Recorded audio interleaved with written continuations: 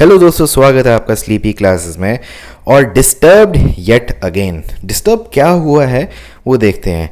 Armed forces special act, ठीक है दोस्तों, बहुत ही पुराना एक्ट है, बहुत ज़्यादा कंट्रोवर्सी हुई है इस पे। आपके मेंस के काफ़ी आंसर्स पूछे जाते हैं, आपके डीडी न्यूज़ से लेके लोकसभा से लेके हर जगह इसकी आपकी करते रहते हैं, डिस्कशंस चलती रहती हैं। ठीक है, क्यों डिस्कशन इसलिए होती है कि एक डेमोक्रेटिक कंट्री में, ठीक है जी, इस टाइप का जो लॉ है ये कितना सही है कितना गलत है उसके बारे में आपकी डिस्कशन होती है। लेकिन ये डिस्टर्ब्ड एक्ट अगेन क्यों है? देखिए, अभी न्यूज़ कॉन्टेक्स्ट क्या है कि असम में क्या हुआ है कि अगले 6 मंथ्स के लिए आर्म्ड फोर्सेस स्पेशल एक्ट को बढ़ा दिया गया है, लगा दिया गया है। ठीक है, और एक और चीज़ है कि कोई रीज़न जो है वो नहीं दिया हुआ है, there has been no reason.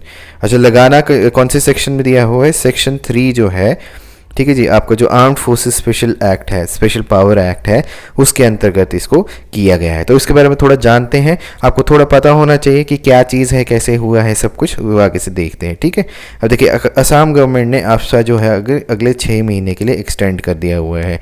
तो ये आपका न्यूज़ कंटेक्स्ट है।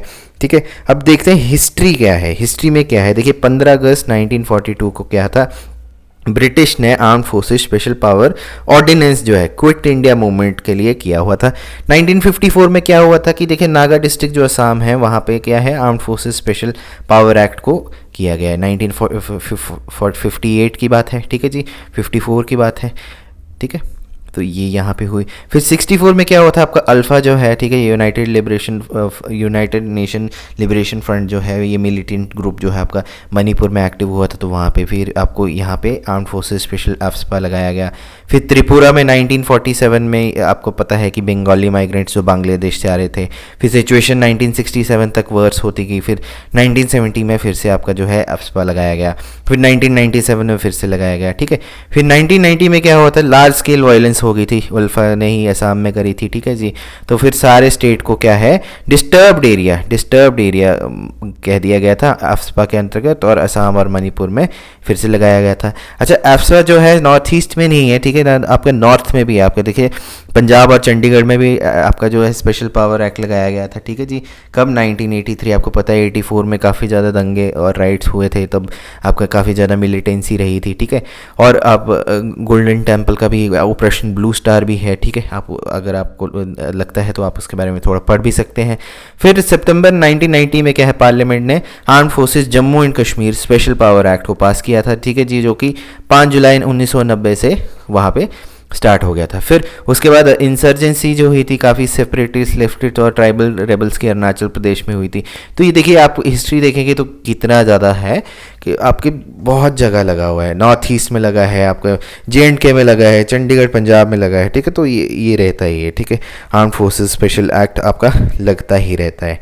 ठीक है, कोई नई बात नहीं है, काफ़ी पुराना है। अब देखिए, ये एफ्सपा जो है कॉन्ट्रोवर्शियल क्या है। देखिए, पार्लियामेंट ने इसको एफ्सपा को 1958 में करा था पास। ठीक है जी, अब ये एक्ट जो है वो ड्रैकोनियन पावर्स देता है। ड्रैकोनियन का मतलब होता है काफ़ी ज़्यादा खतरनाक पावर्स, जो कि आपकी डेमोक्रेसी के लिए थोड़ा सा ठीक नहीं है। अब ड्रैकोनियन पावर्स आर्म्ड फोर्सेस को देता है। देखिए, अब किसी को भी पावर्स दे दी जाती है तो एक इंग्लिश में कोट है कि पावर करप्ट्स द माइंड। ठीक है, तो आपको इतनी ज़्यादा पावर दे दी है तो ये काफ़ी ज़्यादा खतरनाक हो जाती है। अब सुप्रीम कोर्ट ने इस एक्ट को 1997 में अपहेल्ड किया था, मतलब ठीक है आपका।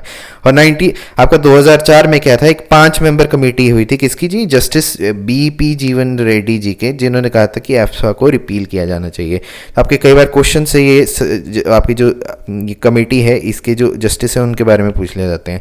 अब देखिए, सेक्शन 3 जो है वो तो मैंने आपसे बात कर ही ली थी कि सेक्शन 3 के अंतर्गत क्या होता है। ठीक है, लेकिन इसके जो कंटेंशियस सेक्शन जो है एफ्सपा के, वो क्या है? सेक्शन 4 जो है वो करता है, देखिए, आर्मी के पास पावर होती है कि वो किसी भी प्रेमिसेस को सर्च कर सकता है, किसी को भी अरेस्ट कर सकता है, वारंट के आगे बिना आप अरेस्ट कर सकते हैं, और एक्सट्रीम फोर्स को भी लगा सकते हैं। ठीक है, तो अब ये देखिए, जो आपका जो आर्टिकल 32 है या फिर 226 है, ठीक है, जो आपके रिट्स होते हैं उसके साथ ये जो हमारे फंडामेंटल राइट्स है बहुत ही ज़्यादा कंट्रोवर्शियल रहता है। तो आप समझ सकते हैं कि ये आपका जो है इंटरव्यू या फिर मेंस पर्सपेक्टिव से बहुत ज़्यादा इंपॉर्टेंट हो जाता है, आपको डीपर इसका पता होना चाहिए, ठीक है।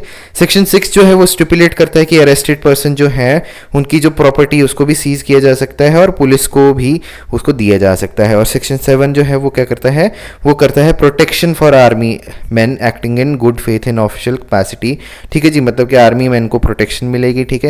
और prosecution is permitted only after section of central government. तो मतलब कि आर्मी वालों को प्रॉपर प्रोटेक्शन है, ऑब्वियसली होनी भी चाहिए, लेकिन इसके साथ क्या है कि काफ़ी कंट्रोवर्सीज भी निकल के आई हुई हैं इंडियन आर्मी से रिलेटेड, जो कि एक हेल्दी चीज़ नहीं है हमारे एक डेमोक्रेटिक सेटअप के लिए, ठीक है।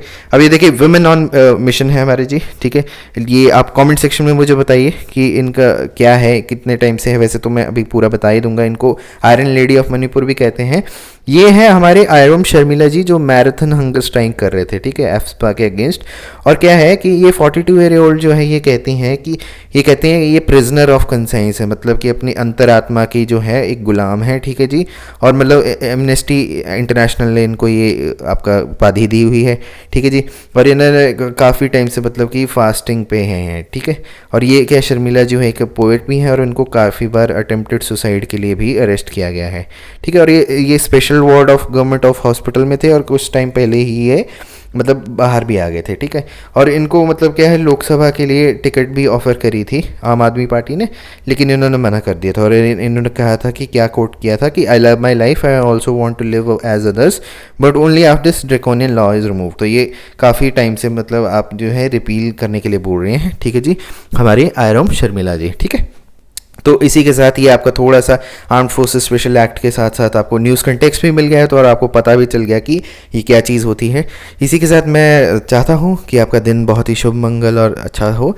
मैं चलता हूँ, अपने अगले लेक्चर के साथ आपके साथ मुलाकात होगी। तब तक के लिए बाय बाय, टेक केयर।